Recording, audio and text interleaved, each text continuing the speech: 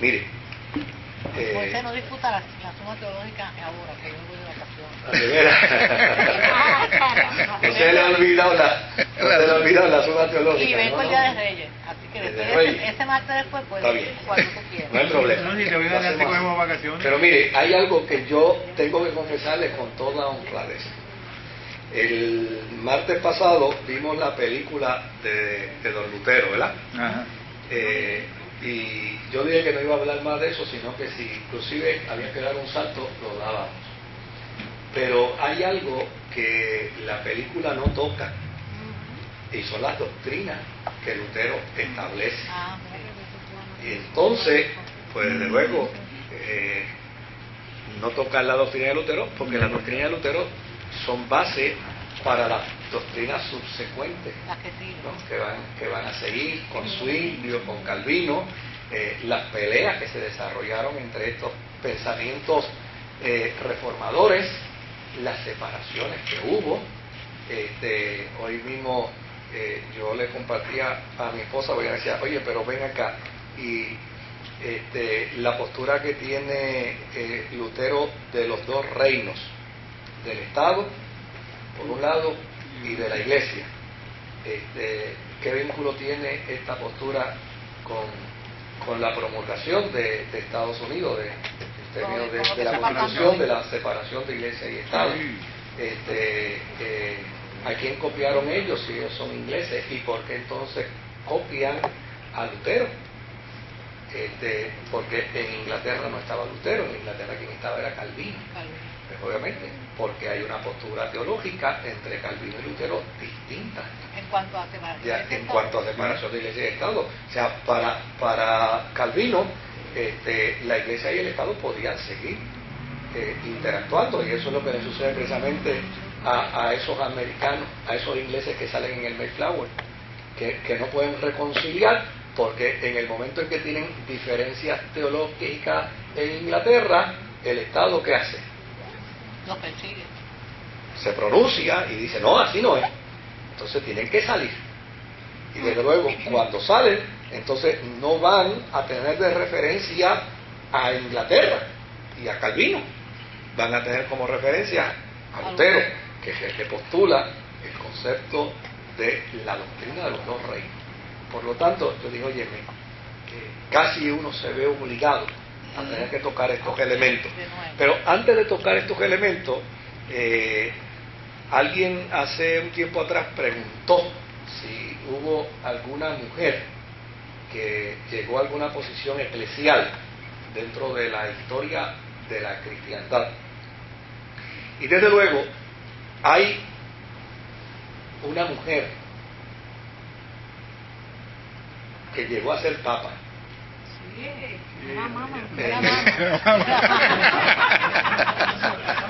Pero las posturas en pro y en contra han sido tantas y tantas que ya y sencillamente prevalece quien mejores argumentos tenga. Y desde luego, pues obviamente quien ha tenido más cuidado del elemento histórico ha sido la Iglesia, y no los que han estado en contra de la Iglesia. Por lo tanto, el planteamiento se ha convertido o en un enigma o en una leyenda. Y ante esa situación, pues desde luego hay quienes, hoy yo estuve leyendo algunas posiciones a favor y en contra, y de hecho es interesante porque hay quienes lo dicen tajantemente, o sea, en contra. Eso no es verdad, eso es una mentira. Pero hay otros que entonces lo que hacen es que dicen, mira, eso es una leyenda que surgió en X tiempo como resultado de esto. Entonces empiezan a mitologizar la historia, desde luego. Entonces uno dice, pues están los que no la aceptan, están los que mitologizan la historia para convertirla en leyenda, obviamente porque no la aceptan. Y entonces están los otros, los que dicen, no, esto ha pretendido convertirse en una historia, pero nos tienen que contestar estas preguntas, por qué en tales siglos existían tales pinturas, por qué a este papa que tiene este nombre se le asesinó, y es justo el mismo nombre que ostentaba esta señora que había sido papa. Es decir, la historia no está clara. De hecho, los historiadores, algunos lo tocan como un elemento bien oscuro, bien difícil, pues claro, porque no hay unos datos claros. Pero, por ejemplo, yo les voy a leer dos documentos sobre el particular, simplemente por aquello de alimentar la curiosidad, ¿verdad? El primero de ellos es la mujer que fue papa. Dice: ¿sabía usted que el trono de Pedro fue ocupado por una mujer? ¿Verdad o mentira? Una interesante historia como para conocerla más en profundidad. Como sea, y de acuerdo a las hipótesis que se conocen, esta historia ubica a la protagonista en el siglo IX en Atenas, una época de mucha agitación, con cambios a nivel religioso y social, ya que Carlos Magno deseaba dar al pueblo una buena educación religiosa. Por un lado se abría la espiritualidad y por el otro mucha violencia por los avances que se debían soportar de los invasores que intentaban terminar con el imperio. Según cuenta la leyenda, era una mujer de gran inteligencia y una belleza extraordinaria. Esta joven, llamada Juana, con una gran sed de conocimiento, frecuentaba un convento de benedictinos, quienes estaban autorizados para impartir las enseñanzas y donde ella pudo perfeccionar su educación. Pero como a toda joven apasionada le llegó el amor, se enamoró de uno de sus maestros, quien quedó prendado de su intelecto y su hermosura.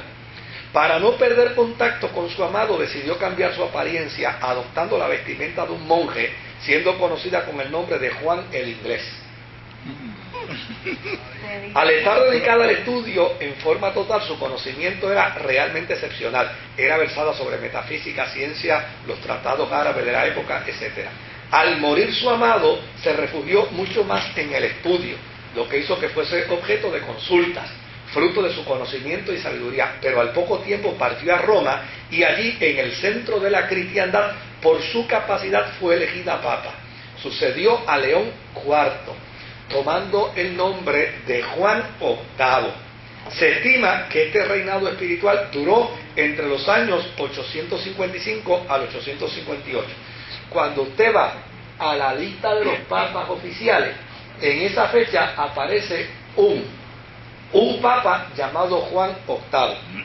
Desde luego, lo que data de la historia de Juan VIII dice que al final fue envenenado y que como no moría en su agonía, oficialmente, la historia oficial, como no moría en su agonía, alguien agarró una maceta y le metió un macetazo por la cabeza y lo mató. Y eso es lo que está registrado en la historia. Estos que especulan dicen entonces que ese Juan VIII no era nada más y nada menos sino que Juana. Pero, vuelvo y digo, o sea, yo no estoy diciendo que esto es la historia, estoy diciendo que esto es un conglomerado de planteamientos, de inferencias, de intrigas. ¿Se acuerda que hemos dicho que aquel tiempo era un tiempo de mucha intriga? Ok. Manejó su cargo con una capacidad extraordinaria, pero el destino vendría a enfrentarla con su sexo. Fue tocada nuevamente por la vara mágica del amor, sintiéndose atraída por un joven clérigo. Juana intentó resistirse a ese encanto, pero perdió la batalla ante el atractivo joven, abandonándose a la pasión, quedando al poco tiempo embarazada. Disimuló su estado el mayor tiempo posible, pero en una procesión que no pudo evitar, se descompuso y dio a luz un niño ante el estupor generalizado. Inmediatamente fue detenida en una celda del castillo Saint Angelo. Nunca se supo del niño, seguramente fue muerto. En tanto su amado, no soportando lo ocurrido, se suicidó tirándose desde una muralla. Ella falleció unas semanas más tarde, ¿ves? Eso es lo que no se sabe. Eso me suena, pastor, Ah. a una